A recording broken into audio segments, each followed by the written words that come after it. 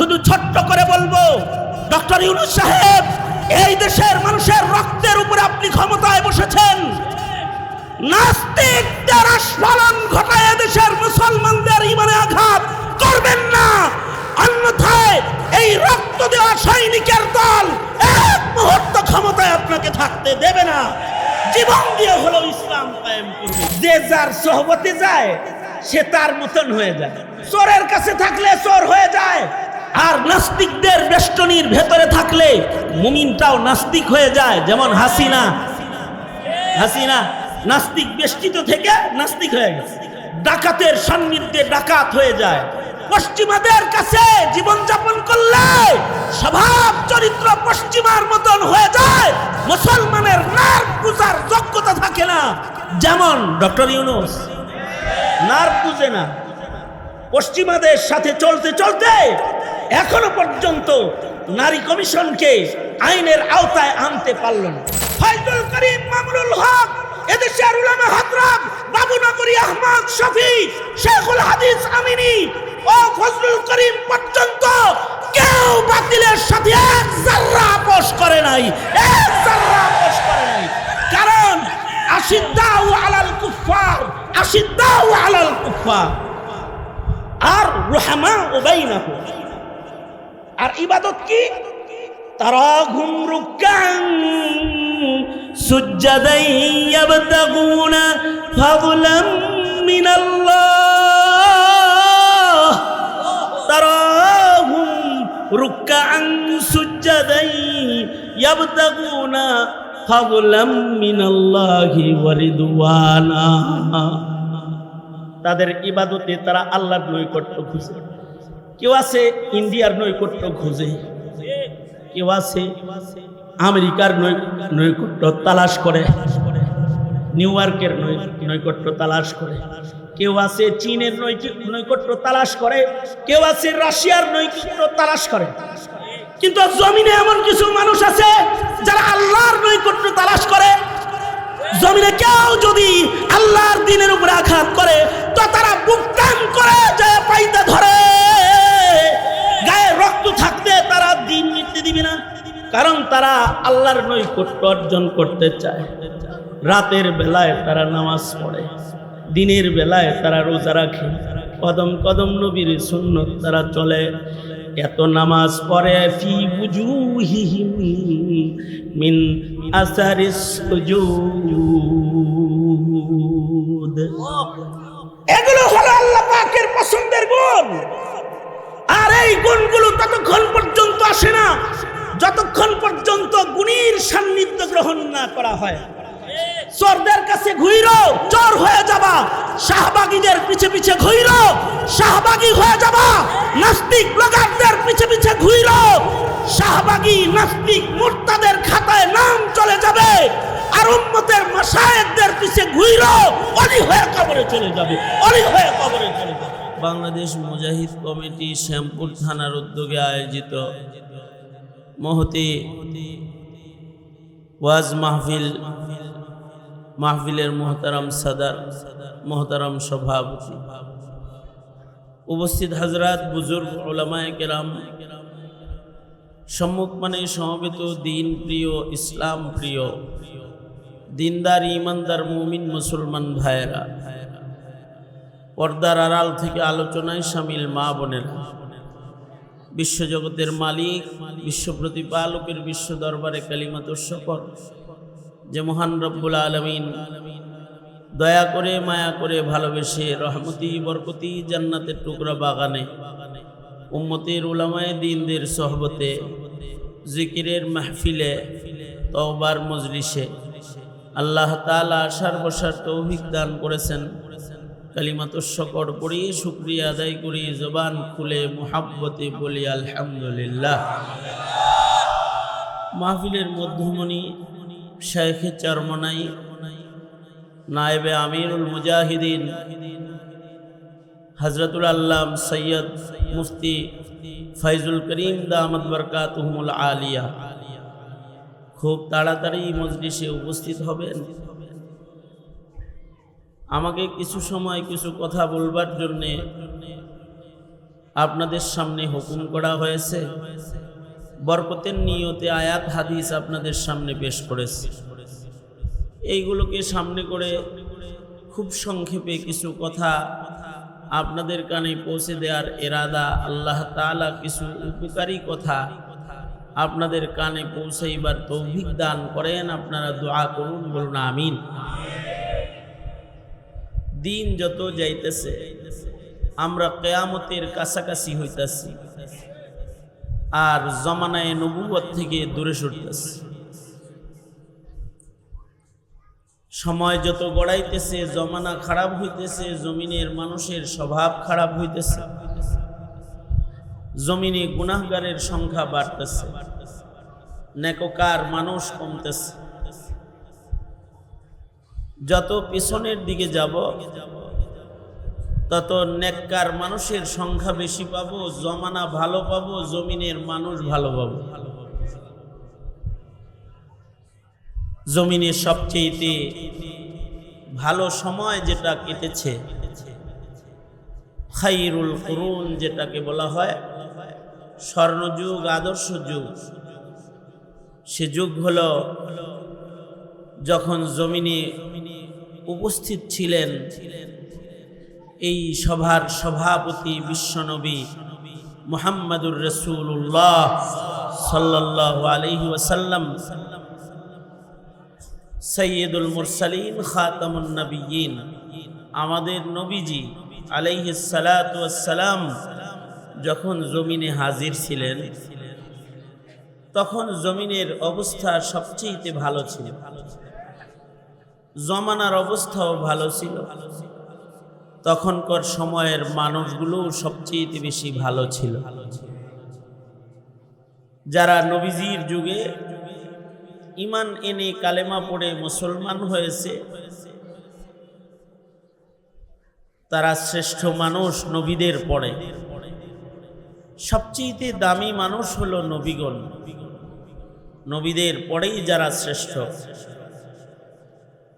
তারা সিদ্দিক, আর সিদ্দিকদের সর্দার সিদ্দিক হলো যারা ঈমানের সাথে মুহাম্মাদুর রাসূলুল্লাহ সাল্লাল্লাহু আলাইহি ওয়াসাল্লামের জিয়ারত করেছে এবং নবীজির জমানা পাইছে।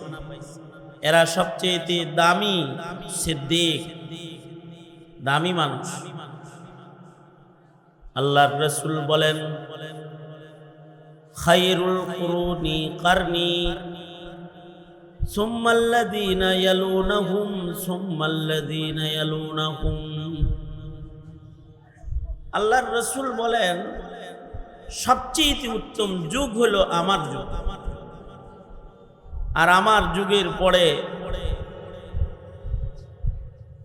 সবচেয়ে ভালো যুগ হলো আমার সাহাবায়ে কেরামের পরের যুগ, অর্থাৎ তাবেঈনদের যুগ। এরপরেই সবচেয়ে ভালো যুগ হলো তাবেঈনদের যুগ। তাবেঈন, সাহাবায়ে কেরাম, তাবেঈন, তাবেঈন, এই তিনটি স্তরে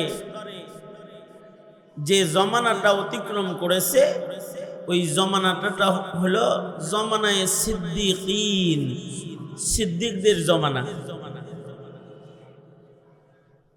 ওই সময়ে দুষ্ট মানুষ কম ছিল, আর ১৫০০ বছর পরে এখন দুষ্টের সংখ্যা বেড়ে গেছে।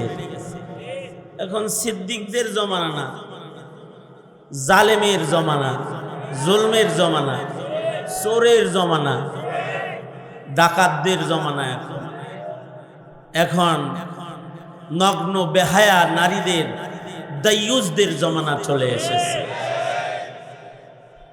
এই কারণে কেউ যদি নেককার হয় তাকে গালি দেওয়া হয়, আর বদকারকে বাহবা দেওয়া হয়। জমানাটা ভালো মানুষের জমানা না। এইভাবেই জমানা সামনের দিকে আগাইতে থাকবে, আর এক সময় জমিনের মানুষ এত খারাপ হবে যে একজনও থাকবে না যে জমিনে বসে বলবে আল্লাহ আল্লাহ আল্লাহ আল্লাহ। সেদিন আল্লাহ পাক বলবে এই সভা সজ্জিত রাখার দরকার নাই, ইসরাফিল বাঁশি বাজায় দাও, ধ্বংস করে দাও। দিন যত যাবে সামনে তত দুষ্টের সংখ্যা বাড়বে। 5ই আগস্টের পরে মনে মনে কল্পনা করেছিলেন যে আওয়ামী দুষ্ট শাসন থেকে রেহাই পেয়েছেন, জমানাটা বুঝি ভালো পাইছেন। কিন্তু এখন দেখতেছেন যে যে সরিষা দিয়া ভূত তাড়াইছেন, ওই সরিষার ভেতরে বড় বড় ভূত বসা আছে, যা হাসিনার চাইতে খারাপ না, হাসিনার চাইতে কম দুষ্ট না। দিন যাইতেছে, জমানা খারাপ হইতেছে। এই জন্য আল্লাহর রাসূল বলেন তুবা মান আমানা ওয়া রাআনি ওয়া তুবা মান আমানা ওয়া লাম রাআনি ওয়া তুবা মান আমানা মান রাআ মান রাআনি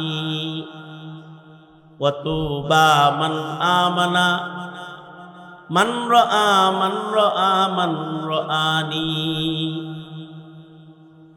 কিছু মানুষ যারা ভালো মানুষদেরকে দেখে ফেলেছে তারা ভালো। জমিনের সবচেয়ে ভালো মানুষ হলেন মুহাম্মাদুর রাসূলুল্লাহ সাল্লাল্লাহু আলাইহি ওয়াসাল্লাম। আমাদের নবীজির চাইতে ভালো আর কেউ আছে? মানুষের ভেতরে আমাদের নবীজির চাইতে, নবীদের ভেতরেও আমাদের নবীজির চাইতে ভালো আর কেউ আছে? তিনি সাইয়্যিদুল মুরসালিন, রাহমাতুল লিল আলামিন। তিনি আল্লাহর দোস্ত। তিনি এত ভালো যে আল্লাহর পরেই তিনি শ্রেষ্ঠ। আল্লামা সাদি বড় চমৎকার করে বলেছেন লা ইউমকিনুস সানাউ কামা কানা হাক্কুহু বাদাজ খুদা বুজুর্গু তু ই কিসসা মুখতাসার বাদাজ খুদা বুজুর্গু তু ই কিসসা মুখতাসার। তুমি তো তোমার গুণগান, তোমার বরত্ব, তোমার ভালাই, তোমার সৌন্দর্য, তোমার শ্রেষ্ঠত্ব কোন ভাষায় আমি বর্ণনা করি? তবে সংক্ষেপে এতটুকুন বলি, আল্লাহর পরেই যিনি শ্রেষ্ঠ তিনি হলো তুমি আমার নবী। আল্লাহু আকবার। তোমার গুণগান কোন শব্দ দিয়ে মানুষকে বলা সম্ভব নয়, তোমার শ্রেষ্ঠত্বের কোন শব্দ উচ্চারণ করা সম্ভব নয়। এতটুকুন বলা যায় আল্লাহর পরেই তুমি। লা ইউমকিনুস সানাউ কামা কানা হাক্কুহু লা ইউমকিনুস সানাউ কামা কানা হাক্কুহু বাদাজ খুদা বুজুর্গ দুই কিসসা মুখতাসার। সবচেয়ে ভালো মানুষ আমার নবী। সুতরাং আমার নবীর আগে যে নবীরা গেছে, এ কারণেই সেই নবীদের সাহাবীদের চাইতেও আমাদের নবীর সাহাবী যারা, তাদের মূল্য সবচেয়ে বেশি। সব নবীর সাহাবীরাই মূল্যবান, কারণ তারা নবী দেখছে, নবীরা শ্রেষ্ঠ মানুষ। কিন্তু সকল নবীর সকল সাহাবীদের ভেতরে আমাদের নবীজির সাহাবী যারা আমাদের নবীজিকে দেখছে, সাইয়্যিদুল মুরসালিনকে এক নজর দেখছে, তার দাম দুনিয়ার সব পয়গম্বরের সাহাবী তাদের চাইতে অনেক বেশি। নবীদের ভেতরে আমাদের নবী শ্রেষ্ঠ, আর সাহাবীদের ভেতরে আমাদের নবী সাহাবী যারা তারা শ্রেষ্ঠ, তারা সর্বশ্রেষ্ঠ সাহাবী। তাদের ঈমান সম্পর্কে বহু গুণগান আল্লাহ তাআলা আল্লাহর কোরআনে করেছেন। আল্লাহ তাআলা তাদের ঈমান সম্পর্কে বলেছেন তারা প্রকৃত ঈমানদার। উলাইকা হুমুল মুমিনুনা হাক্কা লাহুম দারাজাতুন ইনদা রাব্বিহিম ওয়া মাগফিরাতাও ওয়া আজরান আযীমা। তাদের জন্য আল্লাহ তাআলা অনেক বড় পুরস্কার রেখে দিয়েছেন। তাদেরকে আল্লাহ তাআলা সম্মানের আসন দান করেছেন। নবীদের পরেই উম্মতের ভেতরে তাদের মর্যাদাকে আল্লাহ উঁচু করে তুলে ধরেছেন এবং তাদের কৃত দুনিয়ার গুনাহকে আল্লাহ তাআলা ক্ষমা করে দিয়েছেন। তারা গুনাহ করেছে কিন্তু তারা মাগফুর, তাদের জীবনের গুনাহ মাফ। নবীজি সাল্লাল্লাহু আলাইহি সাল্লামকে দেখছে যে নবীজিরে দেখাটাই একটা কপাল।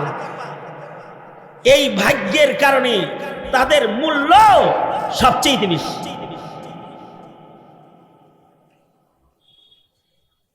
নবী আলাইহিস সালাতু ওয়াস সালামের সাহাবীদের মূল্য বেশি বিদায়ী।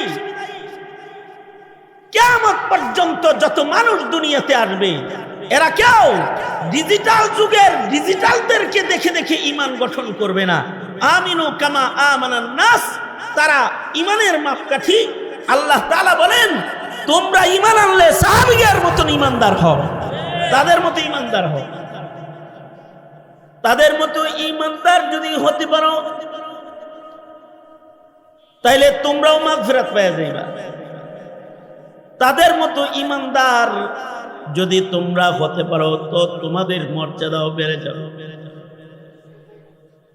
এ কারণে সাহাবায়ে কেরামের ঈমানকে কিয়ামত পর্যন্ত আল্লাহ তাআলা নমুনা বানাইছেন।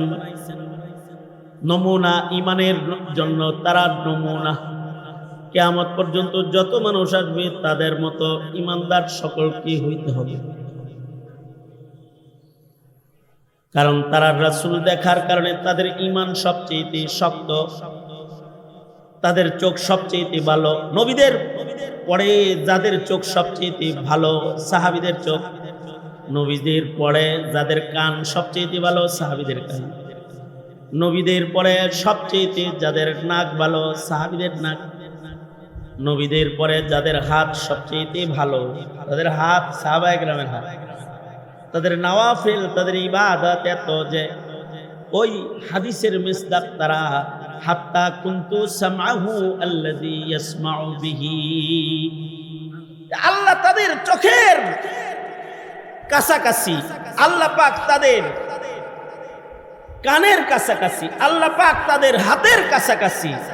যে হাতে তারা কাজ করে আল্লাহ তাদের হাত হয়ে যায়, যে চোখে তারা দেখে আল্লাহ তাদের চোখ হয়ে যায়, যে পায়ে তারা চলে আল্লাহ তাদের পায়ের কাছাকাছি। যে তাদেরকে উত্তম মর্যাদায় পৌঁছাইতে আল্লাহ পাক তাদের পাকে শ্রেষ্ঠ পা বানায় দেয়। তাদের মর্যাদা বেশি। এই কারণেই আদনা থেকে আদনা একজন সাহাবীকে একদিকে রাখলে আর সব তাবেঈ ধইরা আরেক দিকে রাখলেও সাহাবীর ওজন দেওয়া সম্ভব হবে না, হবে না। সাহাবীর ওজন হবে না।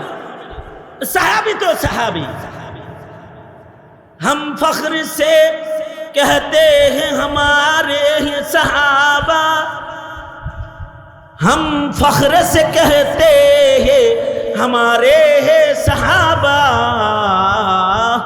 वल्लाह हमें जान से प्यारे हैं सहाबा।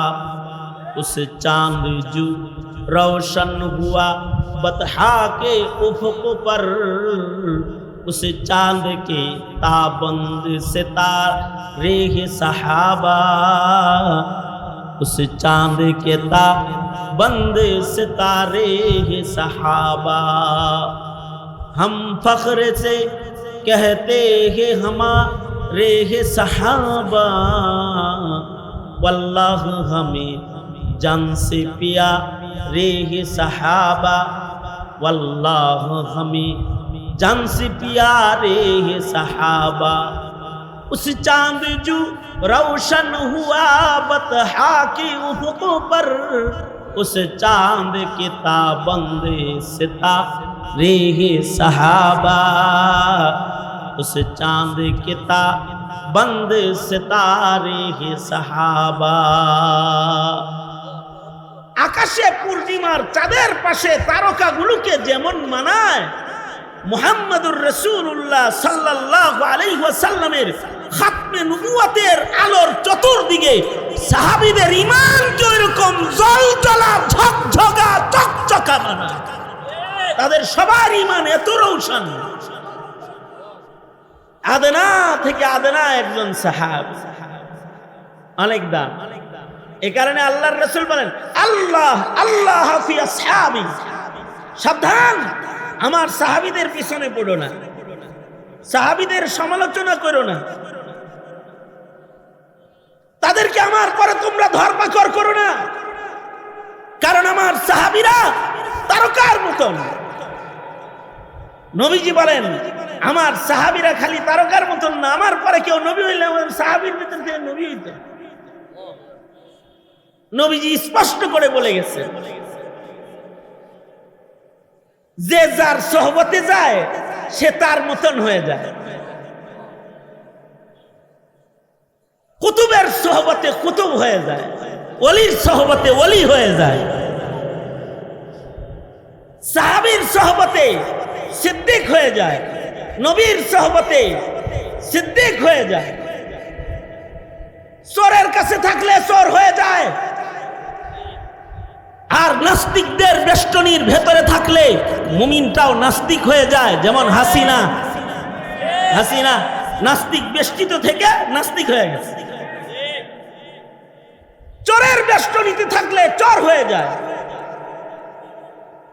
ডাকাতের সান্নিধ্যে ডাকাত হয়ে যায়। পশ্চিমাদের কাছে জীবনযাপন করলে স্বভাব চরিত্র পশ্চিমার মতন হয়ে যায়, মুসলমানের নার্ভ বুঝার যোগ্যতা থাকে না। যেমন ডক্টর ইউনূস নার্ভ বুঝে না, পশ্চিমাদের সাথে চলতে চলতে এখনো পর্যন্ত নারী কমিশনকে আইনের আওতায় আনতে পারল না। যে যার সাথে চলে তার মতন হয়ে যায়। এ কারণে নবীর সান্নিধ্য যারা পেয়েছে তারা যুগে যুগে নবী হইছে। যেমন হযরত মরিয়মের বাবা হযরত ইমরান আলাইহিস সালাতু ওয়াস সালাম, হযরত ইমরানের কোনো ছেলে নাই। এমনি আল্লাহ পাকের নিজাম গুলো নবীর ঘরে নবী, নবীর ঘরে নবী, নবীর ছেলে নবী, এমনই পাওয়া যায়। বাবা আদমের ছেলে নবী, আবার শীস আলাইহিস সালামের ছেলে নবী, দাউদ আলাইহিস সালামের ছেলে নবী, ইব্রাহিম আলাইহিস সালামের ছেলে নবী, ইয়াকুব আলাইহিস সালামের ছেলে নবী, বাপ নবী ছেলে নবী, বাপ নবী ছেলে নবী। আল্লাহ পাকের নিজাম, কারণ নবীর ঔরসে নবী হয়, নবী দিয়েছেন। কখনো কখনো নবীর সোহবতেও নবী দিয়েছেন। যেমন হযরত ইমরান আলাইহিস সালাতু ওয়াস সালামের ছেলে ছিল না, কিন্তু জমানাটা হলো নবীদের জমানা। এক নবী যাওয়ার সাথে সাথে আরেক নবী আয়া পড়ত, এক নবী যাইতো আরেক নবীর আগমন ঘটত। তো ইমরান আলাইহিস সালাতু ওয়াস সালাম তিনি ইন্তেকাল করলেন। পেটে তখন বাচ্চা, মায় মনে করছে পেটেরটা মনে হয় নবী আইতাছে, এজন্য কয় আল্লাহ আমার পেটের সন্তান কিন্তু তোমার লেগে মান্নত মানছে। ইন্নী নাযারতু লাকা মা ফি বাতনি, ও আল্লাহ আমার পেটে যেটা আছে এটা তোমার লেগে আমি মানছি। কিন্তু পেটের থেকে হইছে হলো মেয়ে। প্রসব হওয়ার পরে কয় আল্লাহ কি হইলো, অপেক্ষা করতেছিলাম যে নবীর ঘরে নবী আইবে, এদিকে তুমি বেডি মানুষ পাঠাই দিচ্ছ। আল্লাহ তাআলা বলে বেডি পাঠাইলে কি হইব, কিছু মহিলা আছে ছেলের চাইতে ভালো, তোমার একটা ভালো মেয়ে দিছি। ভালো কেমনে? ভালোর একটা জায়গা হলো, একদিকে ওনার পেটে হইছে নবী, আর একদিকে উনি শ্রেষ্ঠ নবীর বিবি হবেন, জান্নাতে শ্রেষ্ঠ নবীর সাথে থাকবেন। আল্লাহু আকবার, জোরে বলেন। একদিকে পেট থেকে ঈসা নবীর জন্ম হয়েছে বাপ ছাড়া, আল্লাহর কুদরত, আবার জান্নাতে থাকবেন আমাদের নবীর লগে। আমাদের নবী আলাইহিস সালাতু ওয়াস সালামের দুইজন বিবি আছে যারা পূর্বের ঈমানদার, কিন্তু তাদের ঈমান ভালো হওয়ার কারণে তারাও আমাদের নবী ঘরে থাকার উপযুক্ত। এরকম দুইজন মহিয়সী নারী আছে যাদেরকে আমাদের নবীজির বিবি হিসাবে জান্নাতে আল্লাহ তাআলা দান করবেন। একজন হলেন হযরত আসিয়া, ফেরাউনের অত্যাচারেও ঈমানে অটল ছিলেন, ঈমান ছাড়েন নাই। আল্লাহ তাআলা ঈমান দেখে খুশি হয়ে হযরত আসিয়াকে নবীজির সাথে বিয়ে দিয়ে দিয়েছে। আরেকজন হলেন হযরত মারিয়াম, নবীর ঔরসে জন্ম নেওয়া একটা আল্লাহর কুদরতের বহিঃপ্রকাশ, এক মহিয়সী নারী। পুরুষের স্পর্শ ব্যতিরেকে আল্লাহ তাআলা যার গর্ভে নবী দান করেছেন, এমন নবী দান করেছেন যেই নবীর নবুয়তের জন্য 40 বছর অপেক্ষা নাই। জন্মের সাথে সাথে কয় ইন্নী আবদুল্লাহ আতানিয়াল কিতাবা ওয়া জাআলানি নবিয়্যা। এই রকম এক নবীর মা তিনি। আর একদিকে হলো তার আল্লাহর কাছে মাহবুবিয়ত হলো, আল্লাহর পরেই যার দাম, তার জান্নাতে তার বিবি হিসাবে আল্লাহ তাকে আখিরাতে মর্যাদার আসন দিয়ে দিবেন। যাও আমার হাবিবের লগে থাকো। এ কারণেই সরওয়ারে দু আলম হযরত খাদিজাতুল কুবরা ইন্তেকালের সময় যখন পেরেশান ছিলেন, আমরা তো মরণে পেরেশান না, মরণকে আমরা ভয় পাই না, আমরা কবর কি হবে এ টেনশন করি না। কবরের টেনশন যদি কেউ করে তাহলে সে গুনাহ করতে পারবে না। কবরের টেনশন যদি কেউ করে সে নামাজ ছাড়তে পারবে না। কবরের টেনশন যদি কেউ করে তাহলে সে ব্যাপারটা চলতে পারবে না। কবরের টেনশন করলে পরে হারাম খেতে পারবে না। কবরের টেনশন, কবর যদি কেউ চিন্তা করে তাহলে ক্ষমতার জন্য মানুষ হত্যা করতে পারবে না। কবরের চিন্তা যদি কেউ করে আল্লাহর হুকুমের খেলাফ এক জাররা কাম করতে পারবে না, এক জাররা করতে পারবে না। কবরের চিন্তা যদি কেউ করে শরীয়তের খেলাফ এক মুহূর্ত সে চলতে পারবে না। খাদিজাতুল কুবরা তো কবরের চিন্তা। খাদিজাতুল কুবরা বলে, সরওয়ার গো নিজের হাতে কবরে নামায়েন, আপনার জামা কাফন বানায়া দিয়ে দিন। কবরে গেলে প্রশ্নের উত্তর কেমনে দিব? আমারে কবরে শুয়াইয়া ওগো সরকার আপনি কিন্তু আমাকে রাইখা চলে আইসেন না, আমার মাথার কাছে দাঁড়ায় থাকেন, আমাকে প্রশ্ন করলে প্রশ্নের উত্তরগুলো আপনি শিখায়। আল্লাহর রাসূল খাদিজাতুল কুবরার পেরেশানি দেখে আল্লাহর নবী সান্ত্বনা দিয়ে বলে, খাদিজা চিন্তা করবেন না, আপনি বর্জখে কবরে যাওয়ার সাথে সাথে আমার দুইজন বিবি আপনাকে ইস্তেকবাল করবে, জান্নাতি ইস্তেকবাল। খাদিজাতুল কুবরা বলে, ওগো আল্লাহর নবী, আমি আপনার পয়লা স্ত্রী, আমার আগে কারোর সাথে আপনার বিবাহ হয় নাই, তো আপনার জান্নাতে আবার দুই বিবি কেমনে হলো? আল্লাহর রাসূল বলেন, দুইজন মহিয়সী নারীকে আল্লাহ তাআলা পছন্দ করে আমার বিবির মর্যাদা দান করেছেন, একজন আসিয়া আর একজন মারিয়াম। আপনার এই দুই সতী আপনাকে জান্নাতি ইস্তেকবাল দান করবে, আপনি যাওয়ার সাথে সাথে জান্নাতি ইস্তেকবাল হবে। হযরত মরিয়ম জন্মাইছেন, ছেলে তো হয় নাই, তো ইমরান আলাইহিস সালামের ঘরে মেয়ে জন্ম হয়েছে, ছেলে হয় নাই, তো এবার ইমরানের উম্মতকে সামাল দিবে কে? আল্লাহ তাআলা হযরত ইমরান আলাইহিস সালামের সাহাবীদের ভেতর থেকে হযরত জাকারিয়াকে আল্লাহ তাআলা নবুয়ত দান করলেন। হযরত জাকারিয়া হযরত ইমরান আলাইহিস সালামের সাহাবী, হযরত জাকারিয়াকে নবুয়ত দান করলেন। তাহলে নবীর সাহাবী নবী হয়? আল্লাহর রাসূল বলে আমার সাহাবীরাও নবী হওয়ার উপযুক্ত রে, কারণ তারা আমি নবীর সান্নিধ্য উঠাইছে।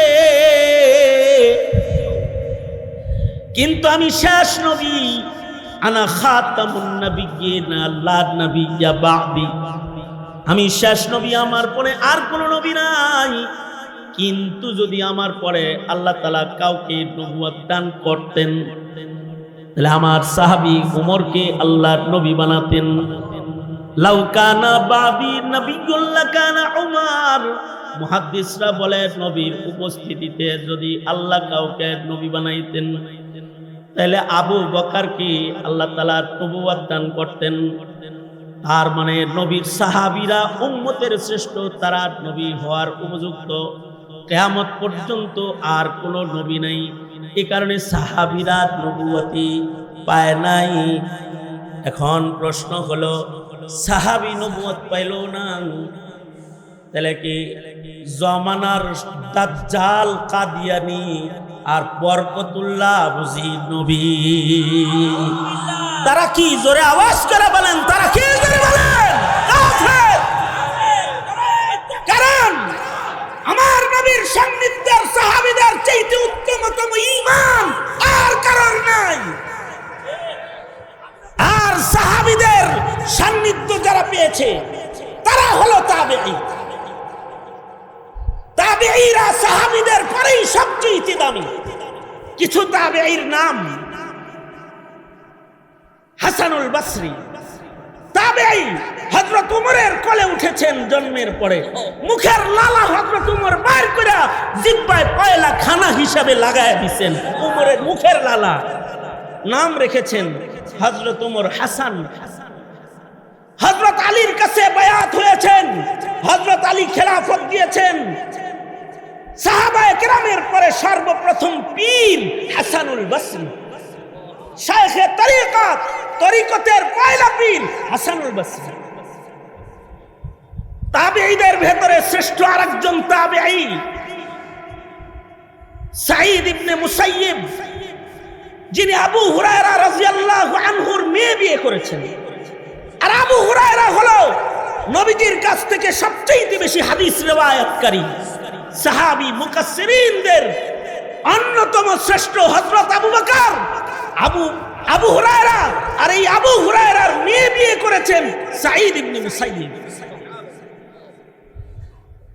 সাহাবী দেখার কারণে ঈমান কত ভালো। জায়গায় আমি চলে আসছি, আমার জায়গা মতো চলে আসছি। সাহাবী দেখার কারণে সাঈদ ইবনে মুসাইয়িবের ঈমান কত ভালো। সাঈদ ইবনে মুসাইয়িব, খেয়াল করে শুনুন কথাটা। সাঈদ ইবনে মুসাইয়িব 50 বছর নামাজ পড়েছেন। সেজদার জায়গা থেকে কখনো নিজের দৃষ্টি কোনো মানুষের পিঠে 50 বছরের ভিতরে পড়েন। কত বছর করে বলেন? আওয়াজ করে বলেন, কত বছর? 50 বছরের ভিতরে চোখের দৃষ্টি সেজদার জায়গা থেকে কখনো মানুষের পিঠে পড়ে না। মহান আল্লাহ নারাজ হইব, এর লাগি আল্লাহর দেখার জন্য সেজদার জায়গায় তাকায় রইছে 50 বছর। 50 বছরের ভেতরে একটা পলক সাঈদ ইবনে মুসাইয়িব হটায় নাই। 40 বছরের ভেতরে নামাজের তাকবীরে উলা ছাড়ে নাই। শুধু তাকবীরে উলা নয়, 40 বছর পর্যন্ত সাঈদ ইবনে মুসাইয়িব বলে 40 বছর মানুষের ভিড়ে আজান শুনি নাই। 40 বছর আমি আজান শুনেছি আল্লাহর ঘরের ভিতরে বৈশা। আল্লাহু আকবার বলেন। তার মানে 40 বছর লাগাতার সাঈদ ইবনে মুসাইয়িব মসজিদে আজানের পূর্বে প্রবেশ করেছেন। ওনাকে জিজ্ঞেস করা হয়েছে, আজানের আগে মসজিদে আসেন কেন? সাইদ ইবনে মুসাইয়িব বলে আজানের আগে শূন্য মসজিদে এসে বসে থাকি, ময়দানে মাহশারে মহান আল্লাহ যদি বলে হাইয়া আলাস সালাহ বলে নামাজে তোরে ডাইকা না লাগলো কেরে, এই মামলার আসামি হয়ে আল্লাহর আদালতে আমার দাঁড়ানোর সাহস নেই। 40 বছর এমনকি মদিনাতুল মুনাওয়ারাতে ইয়াজিদি বাহিনী ক্ষমতার জন্য যখন হামলা করলো, ক্ষমতা লিপ্সু যারা হয় তারা সাহাবীদের উপর অত্যাচার করেছে। এই কারণেই হাসিনা ক্ষমতা লিপ্সু আলেমের উপর অত্যাচার করতে পেরেছে। এ কারণে মাশায়েখের মাথায় আঘাত করতে পেরেছে, শাইখে চরমনাইকে আঘাত করতে পেরেছে, এদেশের শাইখুল হাদিস ধরে ধরে জেলখানায় তালাবদ্ধ করতে পেরেছে। ইয়াজিদি বাহিনী মদিনায় আক্রমণ করেছে, মসজিদের আজান বন্ধ করেছে। সেই সিদ্দিকীনের যুগে 3 দিন মসজিদে নববীতে আজান হয় নাই। কয়দিন? 3 দিন মসজিদে নববীতে আজান হয় নাই। সাইদ ইবনে মুসাইয়িব বলে কেউ মসজিদে তখন ছিল না, আমি ছিলাম। আমাকে ধরতে আসলে আমি পাগলের অভিনয় করতাম, ওরা চলে যেত। আমি মসজিদে এজন্য থাকতাম যে নামাজের ওয়াক্তে যদি নবীর মসজিদে কেউ সিজদা না দেয় আল্লাহর আদালতে জবাবটা দিব কি। এ কারণে আমি এই 3 দিন মসজিদে থাকতাম, আর আমি একা একা মসজিদের সিজদার হক আদায় করতাম। এর চেয়ে আশ্চর্য কথা হলো, এর চেয়ে আজব কথা হলো, আশ্চর্যজনক বিষয় হলো 3 দিন মসজিদে নবীর মিনারায় আজান নাই। সাইদ ইবনে মুসাইয়িব বলে যখনই নামাজের ওয়াক্ত পাইতো তখন আমার কানে একটা আজানের আওয়াজ আইতো, আমি আমার কানটা ফিরে দেখতাম মসজিদের মিনারায় আজান নাই, কিন্তু সাইয়্যিদুল মুরসালিনের কণ্ঠ পাওয়া যায়। তার মানে আমার রাসূল কবর থেকে আজান দিতেছে। মসজিদের আজান বন্ধ কিন্তু নবীজি কবরে আজান দেয়। সাইদ ইবনে মুসাইয়িব মসজিদের ভেতরে নবীর আজান শুনতে পায়, এরে বলা হয় তাবিঈ। সাহাবী দেখার কারণে তাবিঈ হয়েছে, হাফিজি দেখার কারণে শাইখে চরমনাই হয়েছে, মরহুম আল্লাহর কুতুবকে দেখার কারণে শাইখে চরমনাই হয়েছে। কিয়ামত পর্যন্ত এরকম আকাবির দেখে দেখে, ভালো মানুষের চেহারা দেখে দেখে তোমাকে ভালো মানুষ হইতে হবে। এ কারণে আল্লাহ বলেন কুনু মা'আস সাদিকিন। আর এই ভালো মানুষদের ভেতরেই সাহাবীদের কিছু সিফাত পাওয়া যাবে। আশিদ্দাউ আলাল কুফার, কাফেরের বেলায় তারা শক্ত। এ কারণে ফয়জুল করিম মামুনুল হক, এদেশের উলামা হযরত বাবুনগরী আহমদ শফি, শেখুল হাদিস আমিনী ও ফজলুল করিম পর্যন্ত কেউ বাতিলের সাথে এক যারা আপোষ করে নাই, এক যারা আপোষ করে নাই। কারণ আশিদ্দাউ আলাল কুফার, আশিদ্দাউ আলাল কুফার আর রুহামাউ বাইনাহুম। আর ইবাদত কি? তারাহুম রুকান সুজদান ইয়াবতাগুনা ফাদলাম মিনাল্লাহ, তারাহুম রুকান সুজদান ইয়াবতাগুনা ফাদলাম মিনাল্লাহি ওয়া রিদওয়ানা। তাদের ইবাদতে তারা আল্লাহর নৈকট্য খুঁজে। কেউ আছে ইন্ডিয়ার নৈকট্য খুঁজে, কেউ আছে আমেরিকার নৈকট্য তালাশ করে, নিউ ইয়র্কের নৈকট্য তালাশ করে, কেউ আছে চীনের নৈকট্য তালাশ করে, কেউ আছে রাশিয়ার নৈকট্য তালাশ করে। কিন্তু জমিনে এমন কিছু মানুষ আছে যারা আল্লাহর নৈকট্য তালাশ করে। জমিনে কেউ যদি আল্লাহর দ্বীনের উপরে আঘাত করে তো তারা বুক টান করে যায় পাইতে ধরে, গায়ে রক্ত থাকতে তারা দ্বীন নিতে দিবে না। কারণ তারা আল্লাহর নৈকট্য অর্জন করতে চায়। রাতের বেলায় তারা নামাজ পড়ে, দিনের বেলায় তারা রোজা রাখে, কদম কদম নবীর সুন্নত তারা চলে। এত নামাজ পড়ে ফি বুজুহিহিম মিন আসারিস সুজুদ। এগুলো হলো আল্লাহ পাকের পছন্দের গুণ। আর এই গুণগুলো ততক্ষণ পর্যন্ত আসে না যতক্ষণ পর্যন্ত গুণীর সান্নিধ্য গ্রহণ না করা হয়। চোরদের কাছে ঘুইরো, চোর হয়ে যাবা। শাহবাগীদের পিছে পিছে ঘুইরো, শাহবাগী হয়ে যাবা। নাস্তিক ব্লগারদের পিছে পিছে ঘুইরো, শাহবাগী নাস্তিক মুরতাদের খাতায় নাম চলে যাবে। আর উম্মতের মাশায়েখদের পিছে ঘুইরো, অলি হয়ে কবরে চলে যাবে, অলি হয়ে কবরে চলে যাবে। এই বুঝ নিজের যেমন হাসিল করা দরকার, উম্মতকেও এই বুঝ দান করা দরকার। সুতরাং মুহতারাম হাজিরিন, এই মাসআলা বুঝে আলেম উলামা পীর মাশায়েখের সঙ্গে জীবন দিতে রাজি আছেন তো ইনশাআল্লাহ? এই বাংলার মাটিতে বাতিলের মোকাবেলা করতে আর কালিমার পতাকাকে উঁচু করে ধরতে এদেশের মাশায়েখিনরা যদি ডাক দেয়, কাফন পরে রক্ত দিতে রাজি আছেন তো ইনশাআল্লাহ?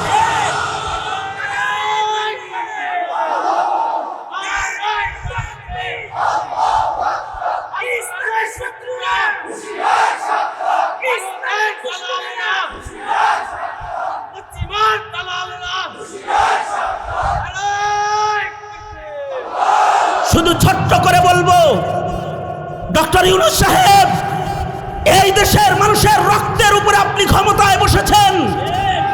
নাস্তিকদের আস্ফালন ঘটায় দেশের মুসলমানদের ঈমানে আঘাত করবেন না, অন্যথায় এই রক্ত দেওয়া সৈনিকের দল এক মুহূর্ত ক্ষমতায় আপনাকে থাকতে দেবে না। জীবন দিয়ে হলেও ইসলাম কায়েম করবে ইনশাআল্লাহ। বাস এই তামান্না। আসুন সকলে মিলে দেশ গড়ি, স্বাধীনতা রক্ষা করি, ইসলাম রক্ষা করি, দিন রক্ষা করি, ঐক্যের মিনারকে আরো দৃঢ় করি, মজবুত করি ইনশাআল্লাহ। আল্লাহ তৌফিক দান করুন, আমিন। ওয়া আখিরু দাওয়ানা আলহামদুলিল্লাহি রাব্বিল আলামিন। আসসালামু আলাইকুম ওয়া রাহমাতুল্লাহি ওয়া বারাকাতুহু।